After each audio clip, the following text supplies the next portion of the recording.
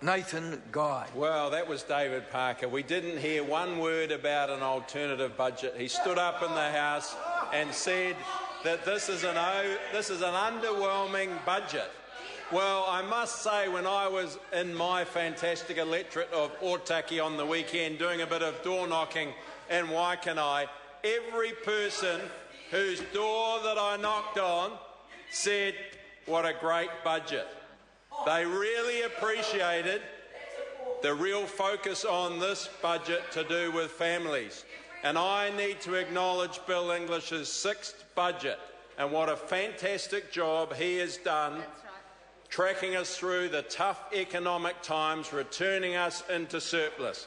Bill English is a star in our cabinet. He has delivered a fantastic 2014 budget, and it needs to be acknowledged the hard work that he does, supported by the Prime Minister, who is doing a fantastic job also. That's right. What we've heard from Labor over the other side is no alternative budget. We're 4 months out from the election and we can't even recall hardly any policy. I can recall something.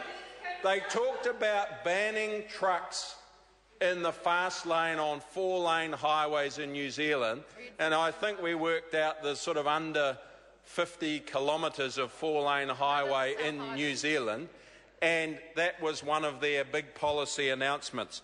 This budget is all about building on the work of hard-working New Zealand households and, importantly, businesses over the last 5 years. We also need to acknowledge our export sector. Our export sector, our manufacturers, aren't in crisis like our opponents wanted us all to believe 6 or 8 months ago. They are the ones that are driving this economy forward. Our hard-working Kiwi farmers, even up against pretty challenging exchange rates, are delivering for this country. Growth forecast to be 4% next year in 2014. When you look out across the next 3 years, an average of 10%. Isn't that fantastic? 170,000 people, Mr Speaker, predicted to be in employment by 2018, and unemployment forecast to be down to 4.4% in the next few years. Isn't that fantastic? The other important thing that we shouldn't lose sight of is when Labor were in office in 2008, interest rates were at an all-time high of over 10%. You think back to 2005 when the tradable sector, which is basically everything apart from government spending, was in deficit from 2005, and that was sort of masked over by excessive government spending in the last term of a failing Labor government. It came to Bill English and John Key to getting government expenditure under control, moving New Zealand away from towards savings and away from consumption. Also, focusing on decent long-term fiscal policy and financial management. We are now the envy of many developed countries around the world. 4% economic growth. And you look across the Tasman at their budget, what a contrast when we've seen what the damage that Labor and Greens have done over in Australia. Their economic growth on a decline, ours on and up. This is a real family-focused budget. $500 million invested. Paid parental leave being extended by 4 weeks. Parental tax credits up from $150 to $220 a week. Entitlements extended from 8 to 10 weeks.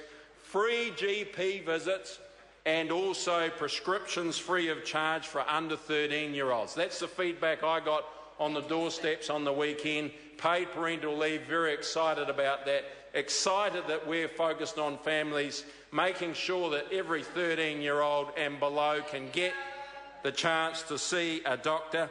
And importantly, $156 million invested in early childhood centres, making sure that they're accessible and affordable. Also, $33 million, Mr Speaker, focused on vulnerable children. 8 new children's teams looking at risk children. Importantly for my electorate and for many elderly up and down the country, I've got one of the highest proportions of over 65s in any electorate in New Zealand. When I'm knocking on the doors like I were on the weekend, They are mentioning to me about the focus that we have under Tony Ryle, particularly with elective surgery, more hip and knee replacements, $110 million over the next 4 years of new money.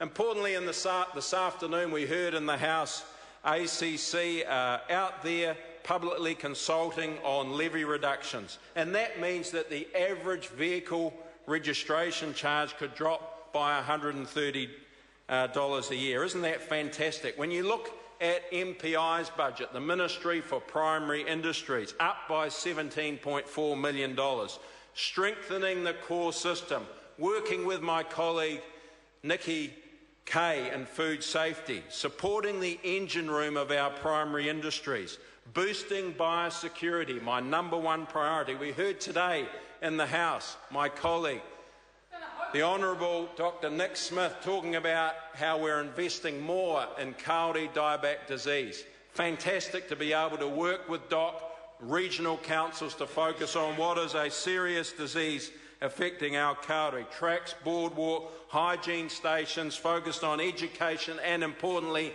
MPI doing work and research. Also focusing on our overseas footprint. $2.2 million invested there, looking at what we need to do and beefing up our resources in China and, importantly, looking out over the horizon with industry on new and emerging markets. Now, just think back to 12 or 14 months ago, how we were in the worst drought that we have ever seen, and some say for the last sort of 70 or so years. And we don't have a water shortage issue in this country. We have a water storage issue. We only collect 2% of rainfall that falls in this country. The rest gets in our rivers and streams and heads out to sea. That's why we are investing $40 million in budget 2014 and purchasing shares in the Crown Irrigation Investments Limited, who carefully select projects to support. When you think back to the research that NZIER did, forecast 420,000 hectares could be under irrigation that isn't currently, an investment return for our exporters and our GDP by $3 to $4 billion. This is all about growing our exports, but importantly focusing on the environment as well. Because when you have decent water storage projects, you have consistent summer river flows, which is good for the aquatic and marine life, and also it takes the pressure off the groundwater that's extracted from those aquifers. So this is about growing our exports, but importantly, looking after the environment in a sustainable way moving forward. So in summary, Mr Speaker, we've had a fantastic budget delivered by Bill English last year that's been applauded by most people up and down the country. Pretty silent from some of the education people who normally every year on the back of a budget say, oh, you're not doing enough. We haven't heard too much from them. So a budget that's focusing in on families, a budget that's looking after our elderly, a budget that's looking after our most vulnerable, a budget that's focused on growing our exports, a budget that's looking at our overseas footprint to make sure we're doing more. And what do we have from the other side of the House? Well, what we have from them is no support when we went through the tough 6 years previously, no support for them about what we were doing about savings and restraint. They didn't back one initiative that this government put up. No to welfare reform. They don't support that, getting people back into work. No to any tax reductions from the other side. No to a 90-day probation period to support our medium and small enterprises.